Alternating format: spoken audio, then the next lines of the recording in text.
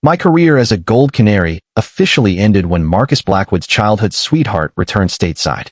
Just then, my best friend's benefactor was busy placating his own old flame. So, the two of us grabbed our cash and made a run for it. Half a month later, as I was getting cozy with a male model, the cold steel of a gun barrel was pressed against his temple. I looked up and met Marcus Blackwood's accusing gaze. "I'm busy preparing our wedding, and you're busy finding me a side piece?"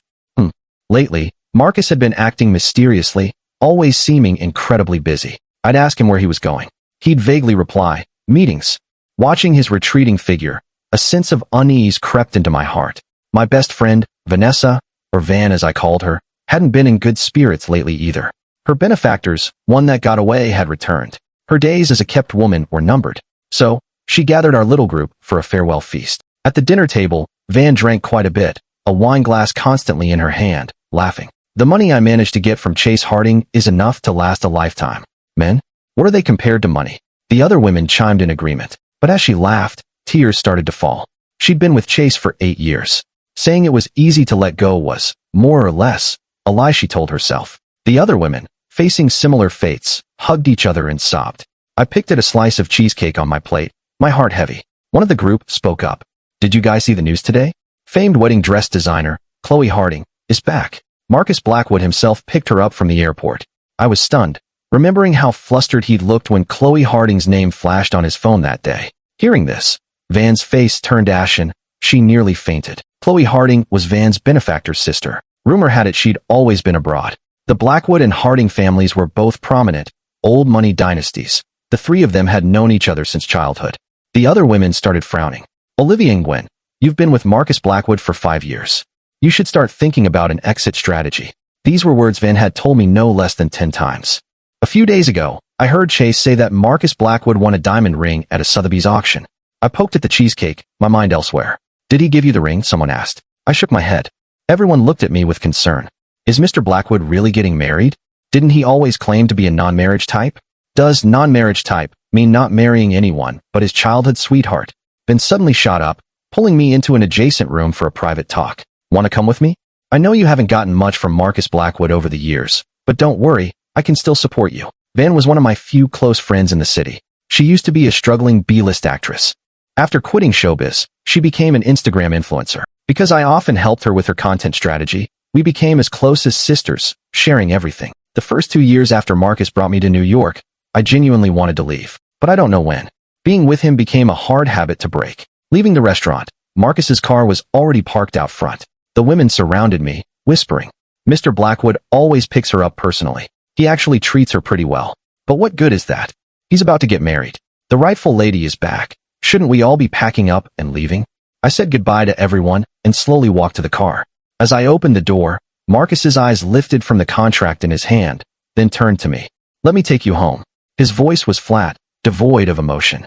The car started, and he bowed his head, resuming his perusal of the contract. I snuck glances at him, noticing the dark circles under his eyes were quite pronounced. He hadn't been sleeping well lately. Sometimes he'd talk in his sleep, repeating, "Please, I'm begging you." A few times, he'd suddenly wake up in the middle of the night, saying nothing, just silently watching me. His usually gentle eyes would become dark and heavy in the shadows, as if I'd done something unforgivable.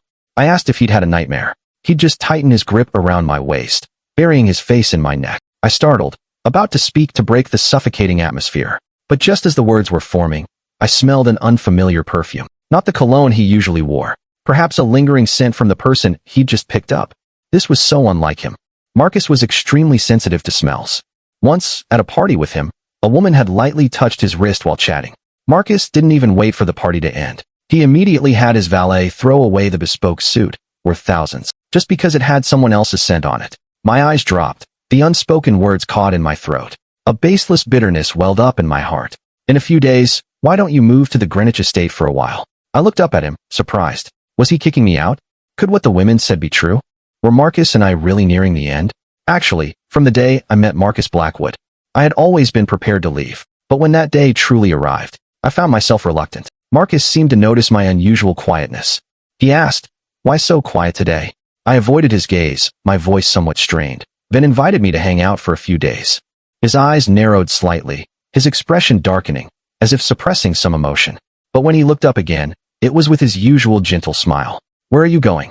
The smile didn't reach his eyes, only adding a few degrees of coldness. Haven't decided yet. I didn't want him to ask too many questions, so I didn't mention that this time we were going abroad. Because, as usual, Marcus would definitely not agree. Everyone thought Marcus Blackwood was a suave, composed, rational man, never swayed by emotions. But I knew that was just his facade. I still remembered the first time I accompanied him to a party. Marcus had to step away for business.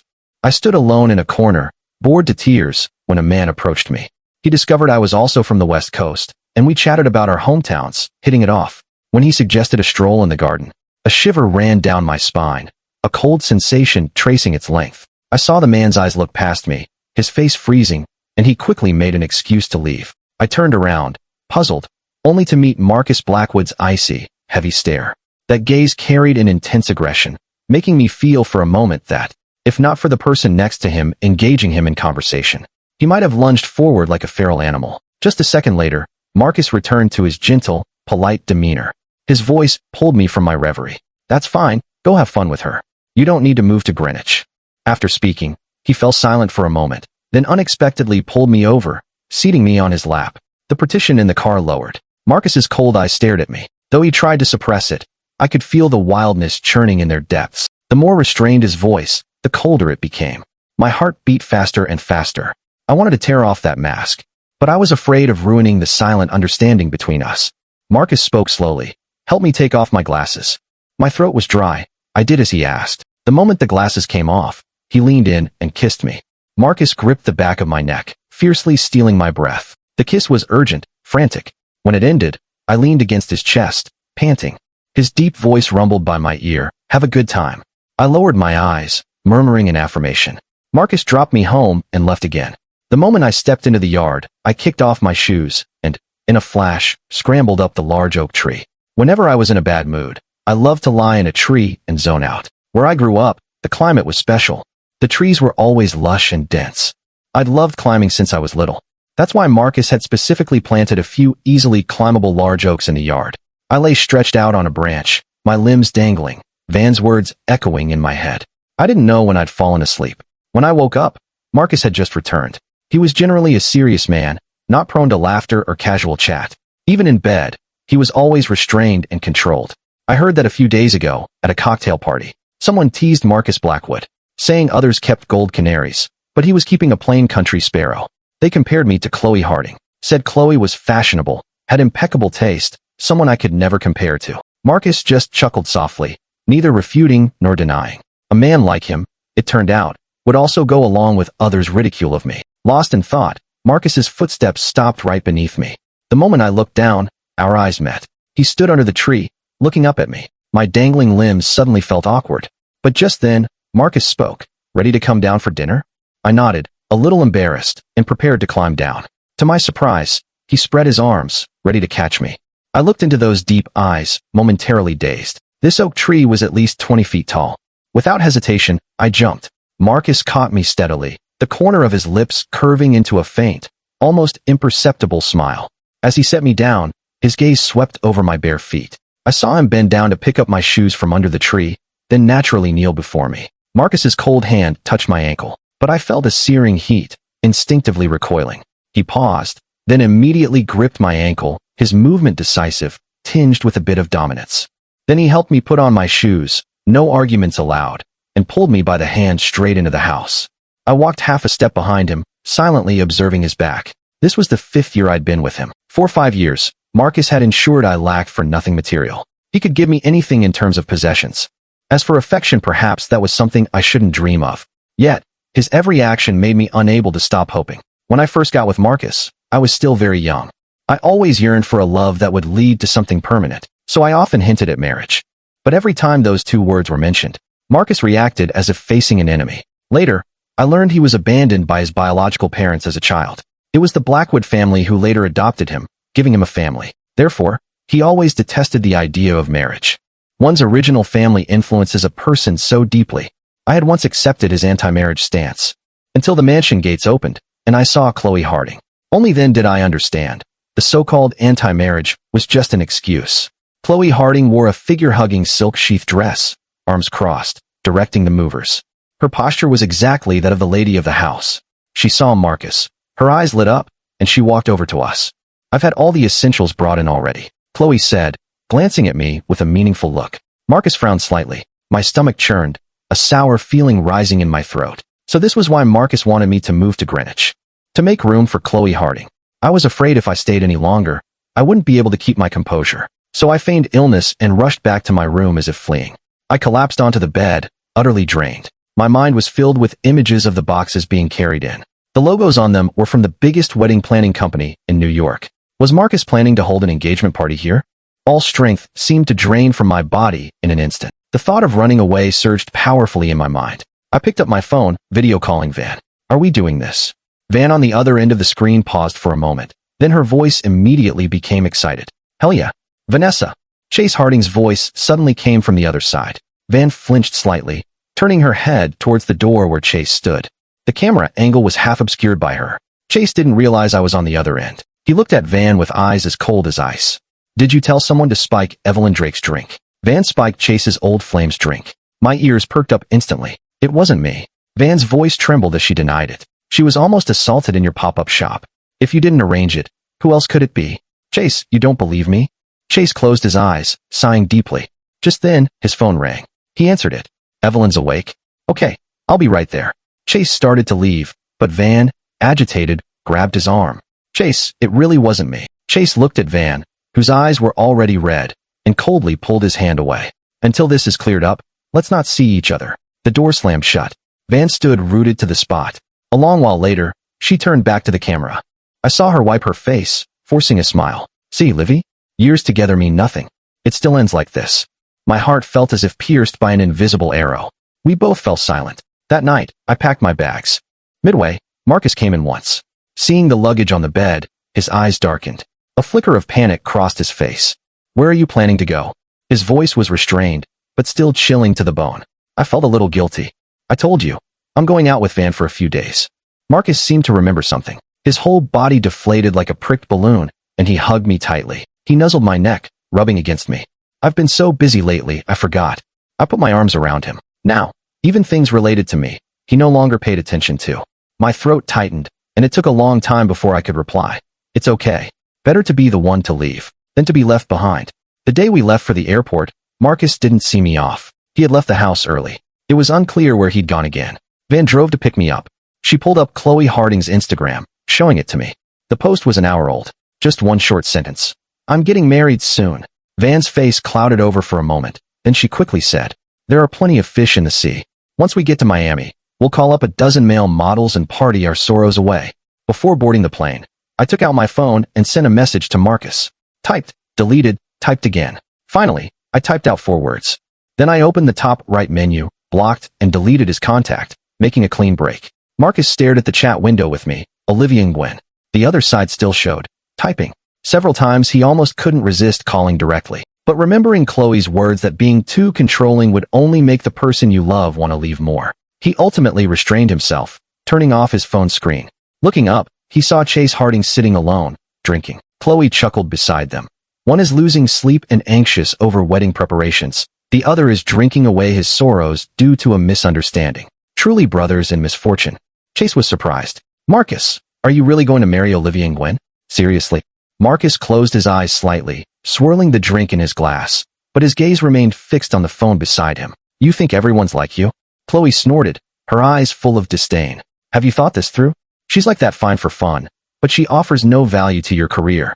The atmosphere in the room instantly plummeted. Everyone looked at each other, no one daring to breathe too loudly. The last time they teased Olivia and Gwen in front of Marcus Blackwood, they still hadn't forgotten the murderous look in his eyes. Everyone thought it was just an illusion. After all, Marcus Blackwood was always gentle and polite, the most favored by the elders in their circle. But after they went home, one family's company had a scandal exposed, another's project was blocked. Since then, no one dared to mention Olivia and Gwen in front of him again. As expected, the moment the words were out, Marcus slammed his glass onto the glass coffee table. Shards flew everywhere. His eyes were chillingly cold, his expression indifferent, yet it seemed to carry murderous intent. Do you even know how to talk? Chloe glared at Chase Harding. Chase had originally thought Marcus letting his sister return was to discuss a marriage alliance between their families. Thinking back now, it turned out Marcus was only around Chloe Harding to design a wedding dress.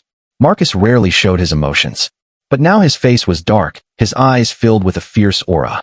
Lately, because of the proposal, he'd been so anxious he couldn't eat or sleep. He always sensed it. I, Olivia and Gwen, had never seen him as my final destination. Since we met, I had been a free spirit, even though he appeared when I was at my lowest. Everyone thought that to me, Marcus Blackwood was a life raft in a vast ocean. Only he understood clearly, the one drowning was him.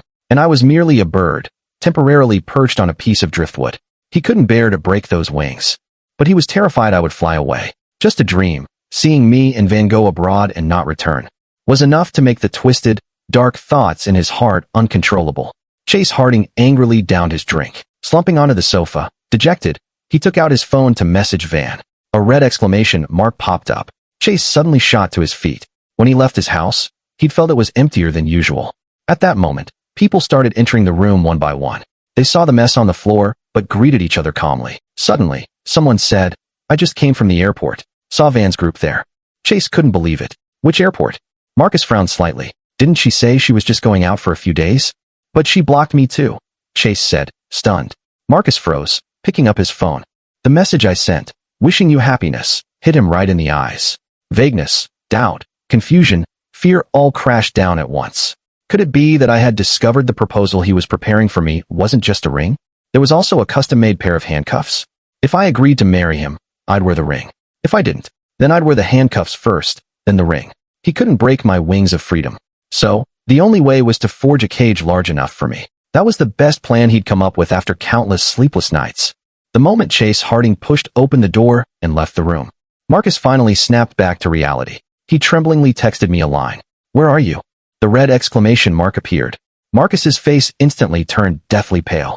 The car had just stopped in the parking lot. Not far ahead, camera flashes were going off continuously. It seemed some important figure was surrounded by reporters. Van pulled her suitcase down, looking towards the commotion with interest, then suddenly said, "Actually, when I was little, I dreamed of being a reporter." I chuckled, gently ruffling her hair. Seeing I didn't respond further, Van pouted, "What's wrong? Don't reporters with cameras look cool?" My hand paused slightly, a flicker of panic in my eyes. "Yeah, very cool. Because that was once the profession I was proudest of. Didn't Marcus once give you a whole wall of cameras? I thought you loved cameras." My hand tightened on the suitcase handle. Marcus had given me many gifts. But what I remembered most were those few Reporter Edition cameras. At that time, he was busy working in his study. I sat bored on the sofa, idly flipping through some magazines.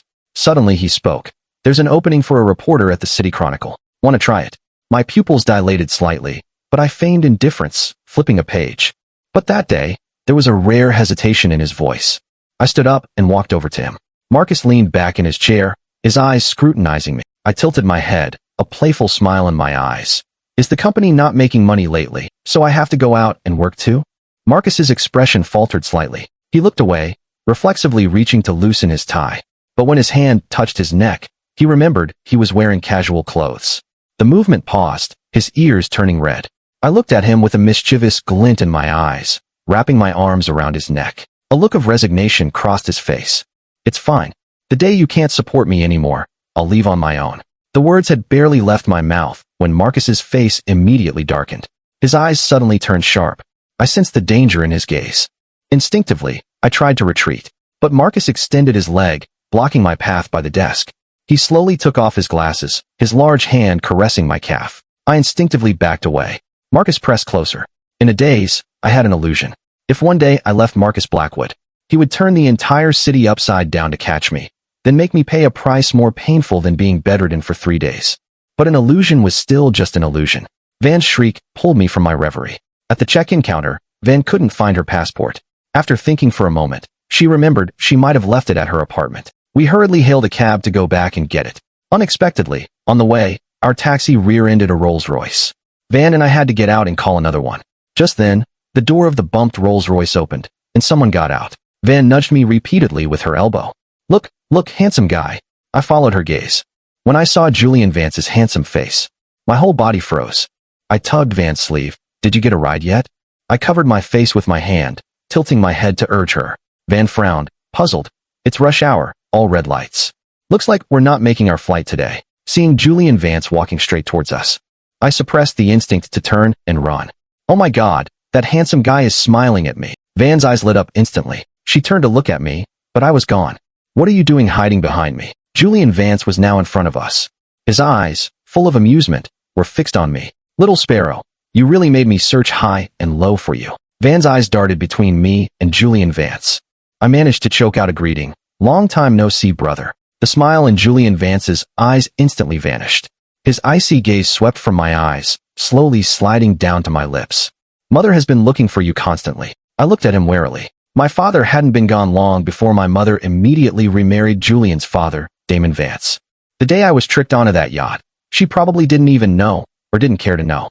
I reined in my thoughts, seeing Van already settled in Julian Vance's car. He reached out to take my luggage.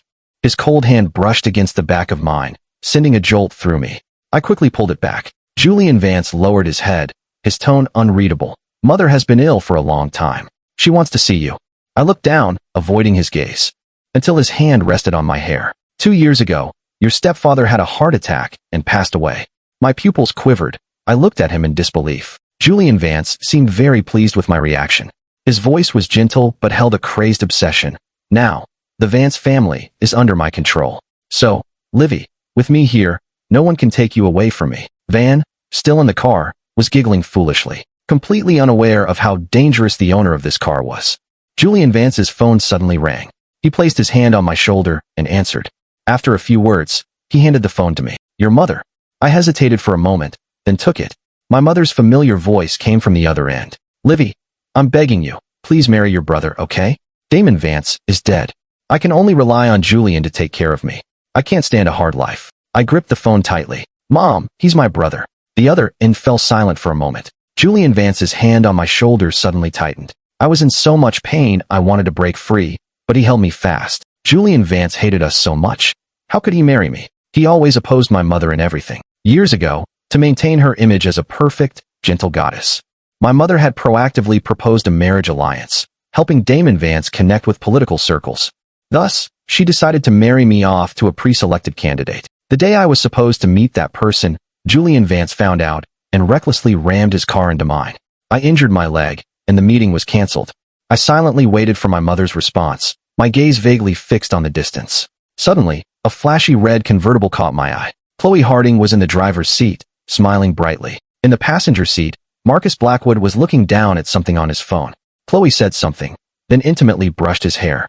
An indescribable bitterness welled up inside me. Standing by the roadside for so long, for the first time, I found today's sun exceptionally glaring. My mother's angry voice cut through my thoughts. If you hadn't insisted on reporting on that project back then, your father wouldn't have jumped off a building. Now you want to drive your mother to her death too? Olivia Nguyen. I cut her off coldly. I know. I'll do as you wish. Julian Vance arranged for a private jet. While waiting for clearance, he took us to his mansion and confiscated my passport. Only then did Van realize something was wrong. Isn't he your brother? Why do I feel like you're a bit scared of him? I knew Julian Vance before my mother married into the Vance family. Even as a child, he was gloomy and taciturn, making him hard to approach. Back then, my mother often took me to the Vance house. As a child, I just thought our families were close. My mother would leave me with the Vance family's housekeeper. Then she would disappear, who knows where. The housekeeper also had her own duties. She usually only played with me for a little while, before leaving to do other things. Bored, I always dragged Julian Vance to play with me. Though he seemed reluctant, he never refused me. He would play house with me. I'd be the lady of the house, and Julian Vance would say he'd be the man of the house. But I just wanted to play with my dolls. So I coaxed him into playing the family pet. I said, this way, we're still a family. Just hearing the words, a family, Julian Vance would obediently play the puppy. But the year Julian Vance turned 15, his parents divorced. His attitude towards me changed drastically. I didn't understand why, until my father passed away, and my mother immediately remarried. Julian Vance hated me and my mother. Only then did I truly understand everything. Wow, that guy's seriously twisted. No way, we have to leave immediately, Ben said, taking out her phone to make a call. But the phone had no signal at all. I took out my own phone and surprisingly saw over 100 missed calls from an unknown number. Just as I was about to unlock it, that number called again. I hesitated for 3 seconds, then answered. Where are you? Where are you? Marcus Blackwood's agitated and trembling voice came through the phone. My heart felt like it was being squeezed. I was about to speak, when the phone was snatched from my hand. Behind me, Julian Vance narrowed his eyes, a smile on his lips. But there wasn't a hint of warmth in his eyes. Livy, can you come back? Let's talk properly, just once, okay? Marcus practically begged, calling my nickname over the phone. The smile on Julian Vance's face instantly froze. His eyes darkened, his hand gripping the phone so tightly it trembled. Immediately after, Julian Vance slammed the phone against the glass partition. Shards flew, reflecting hundreds of Julian Vance's ferocious faces. I shielded Van, silently watching Julian Vance's outburst. Livy, 5 years ago, the International Center project your father managed collapsed due to shoddy construction and embezzlement. Your father bribed the inspection unit to blame Apex Construction. In the end, Apex pushed out a scapegoat. That person, in despair, committed suicide in prison. I clenched my fists, feeling the blood in my veins turn to ice.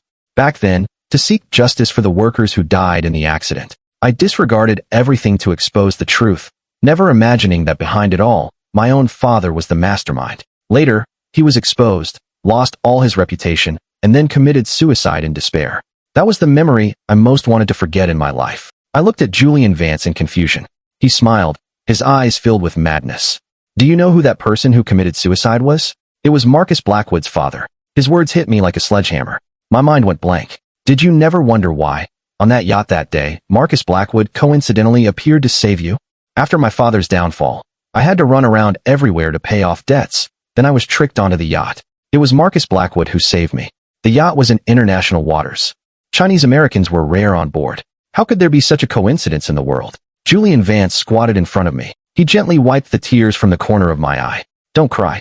Look, Big Brother is here to save you. Julian Vance hugged me tightly. Ben stood by, worriedly trying to pull me away. But as soon as she met Julian Vance's sharp, cold gaze, she instinctively recoiled a few steps. You can't go with him. He's a total psycho. Ben looked at me in panic, still pulling my arm after Julian left. After Julian Vance departed, she clung to me. I saw the panic in her eyes and gently reassured her. Don't worry, I'll tell Julian to let you go. This is between him and me. I shouldn't have dragged you into this. Van was unhappy, frowning. What are you saying? We're best friends. I can't just watch you walk into a lion's den. Then, as if by magic, she pulled out the passport that Julian Vance should have confiscated. Van grinned triumphantly. I was on guard earlier and sneakily swiped it back for you. Surprised? Actually, my previous job was a professional pickpocket. Then why did you? Reformed, she cut me off immediately. As she spoke, Ben suddenly stood up and started undressing. I stared at her, bewildered. What are you doing? Van, changing clothes, said. He said Marcus Blackwood staged a hero saves the damsel act to get revenge on you. So, in all those years with him, has he ever hurt you? Van's question left me speechless. Marcus Blackwood had never forced me to do anything. When he brought me to New York, my spirit was almost completely broken. My mother's abandonment, my father's death, all of it plunged me into torment and self-blame. Every time I woke startled from a nightmare, I'd see Marcus sleeping on the sofa beside my bed. But back then, I was like a frightened porcupine, ready to prick anyone who came near. I stubbornly believed Marcus had ulterior motives behind his kindness. So I always used the most hurtful words to tear apart his moral facade. Until one late night, I couldn't sleep, wandering the mansion like a ghost. Passing the living room, I saw international news on TV. The workers who died in the International Center project had finally received proper compensation. The corporations involved had also been severely penalized. I stood before the TV, stunned for a long time, until I felt a warmth on the soles of my feet. I looked down and saw Marcus kneeling, helping me put on plush slippers. If not for a reporter daring to publicize the truth, the wicked might have never been punished. Marcus's hand was truly warm. That warmth spread throughout my body, starting from the soles of my feet. That very night, I truly let down all my defenses with him. But could it be that it was all fake? I snapped out of my memories, looking at Van. But Van, maybe I was the one who hurt him. The image of Marcus clutching a family photo, silently grieving, flashed in my mind. At that time, I just wanted to run. Van and I decided to save ourselves. Since Julian Vance was targeting me, we swapped clothes to create a diversion. After changing, Van lay on the bed. She placed a pillow beside her, covering it with a blanket to fake a person. I hid behind the door, waiting until Van feigned illness to lure someone into the room. I stealthily slipped out. The mansion gate had guards. Luckily, there was a large elm tree in the yard. I climbed the tree, getting over the fence. I ran straight to the nearest convenience store and borrowed a phone to call the police. But unexpectedly, the person who arrived even before the police was Chase Harding. After confirming Van was safe, I left New York, hid for 2 days, then quietly went abroad to Miami. Half a month later, I saw on X, formerly Twitter, that Chase Harding had proposed to Van.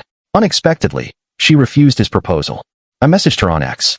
Van replied immediately. Van, Livy, where the hell are you hiding? I raised my hand, patting the abs of the male model beside me, and sent her a picture. Van, taken out for foreign food by your sister, you're bound to have bad luck for 8 lifetimes. A playful jab, implying something exotic/different can be trouble. I couldn't help but laugh. Beside me, Alan spoke curiously. My dear, is this also part of my job description? Alan was a model for my studio. After arriving here, I took a photography job. Today, we had just finished a project, and everyone suggested going to a bar for a few drinks. Alan looked at me unblinkingly with his charming blue eyes. I retorted, or do I have to pay extra? Today he wore a white shirt with a deep V-neck. He leaned closer to me, his smile growing more seductive, his chest fully exposed. Alan took my hand, placing it on his firm pectoral muscle. I'd hate to, I couldn't possibly charge you. Before he could finish, a series of shrill screams erupted from the VIP booth area. Before I could react, Alan froze on the spot. A cold gun barrel was pressed against his temple. I followed the line of the gun. Marcus Blackwood stood there, dark circles under his eyes, the tie at his chest rising and falling with his ragged breathing. I'm busy preparing our wedding, and you're busy finding me a side piece, Marcus's voice was very soft, but I could still hear the tremor at the end of his sentence. Alan didn't understand Mandarin or any specific foreign language. He just looked terrified. His face immediately paled, not daring to move. I glanced towards the bar, seeing the bartender frantically making a call, probably calling the police. I hurriedly explained while pulling Marcus out of the bar. Out on the street, passers-by steered clear of us. I turned to look at the gun in his hand. My vision darkened, and I said helplessly, "Put the gun away." Marcus lowered his eyes, obediently tucking the gun away.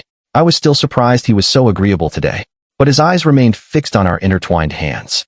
I paused, trying to pull my hand away, but in that instant, Marcus grabbed it back. His eyes looked at me resolutely. Before I could speak, he spoke first. "Chloe and I have nothing going on. She came back because I asked her to design your wedding dress. I was being secretive because I was preparing to propose. I was so worried I was losing hair, arranging the venue, and having to get hair treatments." My eyes flicked to his still thick hair. Marcus looked deeply offended, leaning his head closer, like a puppy trying to please. "It's true. If you don't believe me, try pulling it." I bit my lip, not daring to look him in the eye. "You knew all along I was Olivia Hayes' daughter, didn't you?"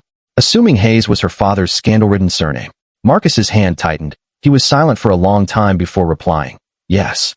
I looked up at him, tears blurring my vision. I chuckled softly. "So your appearance on the yacht back then, was that also part of the plan?" Marcus let go of my hand. In that moment, it felt as if all my strength drained away too. "No. Back then, while I was running around trying to find evidence to clear my father's name, I unintentionally noticed you. I didn't know then you were Olivia Hayes' daughter. I just felt the case was too complicated, and I was afraid you'd be in danger, so I had people watch over you. I remembered during my investigation years ago, I'd had several close calls. At the time, I just thought I was lucky. I never imagined someone was secretly protecting me from behind the scenes." My throat tightened. I looked down, not daring to look at Marcus. "I'm sorry. Whether it was Marcus's father or the workers who died in that accident, the Hayes family owed too much. Are you apologizing for leaving me? Then I accept your apology." I shook my head, about to explain, but he pulled me into a warm embrace. "For everything else, you don't need to apologize. Because that was not your fault." Marcus's voice, unhurried, sounded by my ear. My tears burst forth like a broken dam. I sobbed in his arms.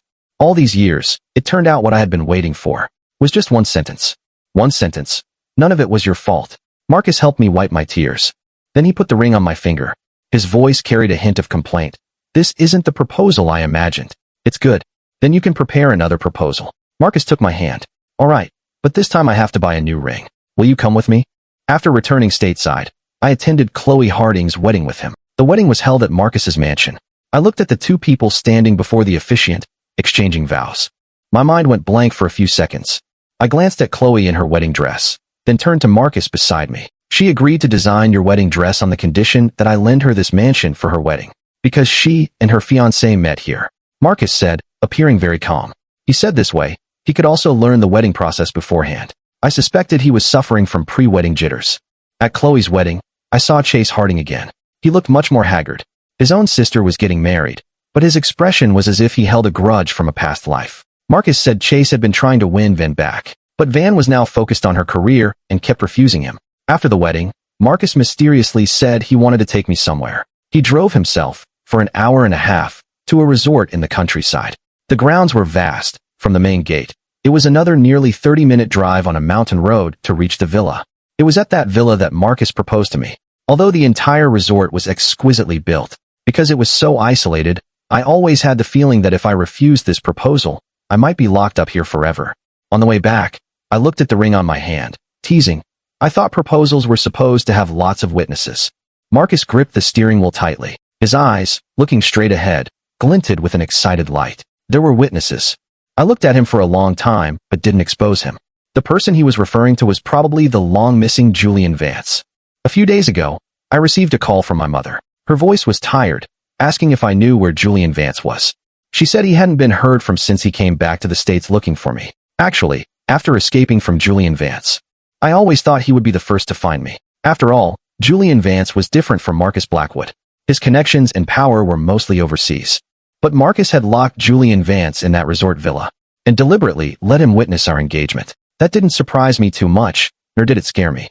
It was just that I thought I should find time to talk to him properly. After all, even if he lived abroad, it wasn't as if no one would come looking for him. The dim streetlights continuously receded behind us. Marcus's eyes flickered in the uncertain light. When he spoke, the slight tremor in his voice revealed everything. Livy, if I have ever deceived you, would you forgive me? Just to keep me by his side, he had pretended to be a calm, polite, gentle man. To bind me, he had worn a mask of humility, hiding all his crazed possessiveness. But didn't he understand? What I needed was ultimate, unwavering favoritism, even if it was twisted, insane, and pathological. I looked out the window, chuckling softly. If it's a deception, then deceive me completely, forever. Never let me find out. Just like that poem once said. Let me not seek reasons, nor remember when it began. Let me freely believe in the lie, without a second thought. Deceive me, and please, believe the deception yourself. Epilogue, Marcus's perspective. The first time Marcus Blackwood met me, Olivia and Gwen, was at a children's home. At that time, I was with my father, who was there for a charity event, and he, for fighting over a piece of cake and hitting another child, was locked in a second-floor storage room. Marcus lay by the window, coldly watching the girl playing happily with the other children in the yard below. He was in the dark room, like a rat hiding in a sewer, watching the world outside in the sunlight. Sometimes, he thought about destroying everything below. But just as that dark thought flickered, I, in the yard, suddenly looked up straight at him. He froze, instinctively wanting to hide in the shadows.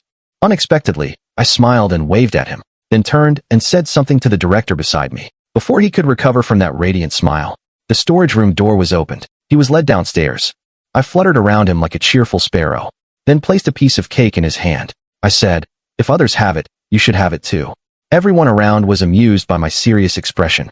Only Marcus's mind went blank, until a thought suddenly burst forth in his head. Including you, can I have you too? Then, like a crashing computer, his entire brain just kept replaying that question. Later, he discovered that only the best-behaved children got to meet potential patrons. So he began to learn to pretend, to act like a good, obedient child, hiding all his madness and distortion under a perfect facade. As time passed, even he almost forgot how corrupt and twisted he truly was. But thanks to that, he was later chosen by the Blackwood family for adoption. He was brought to New York and never saw me again. Time did not fade his obsession. It only deepened his desire. Yet I, the one who mesmerized him, was crying amidst my smiles. The name, Olivia, he hadn't even finished saying it before he felt uneasy. He always dreamed that I would discover his dark and twisted nature, and then turn around, coldly leaving him, no matter how much he begged. In his dreams, I never looked back. He had wanted to tell me everything, but every time he mustered the courage, that decisive, retreating figure in his dream would cut into his heart like a knife. So he told himself, just wait a little longer. Wait until after marriage. Wait until they had children. Wait until the children were grown and settled. Wait until both their hair had turned white. I once asked him, what is it you really want to say? Marcus, lying on a rocking chair, fanning himself with a paper fan, slowly replied, I love you. I shot him a look, rolling my eyes. You've said that before. Thank you for listening to today's story. If you enjoyed it, please give it a like and follow for more great stories. See you in the next video.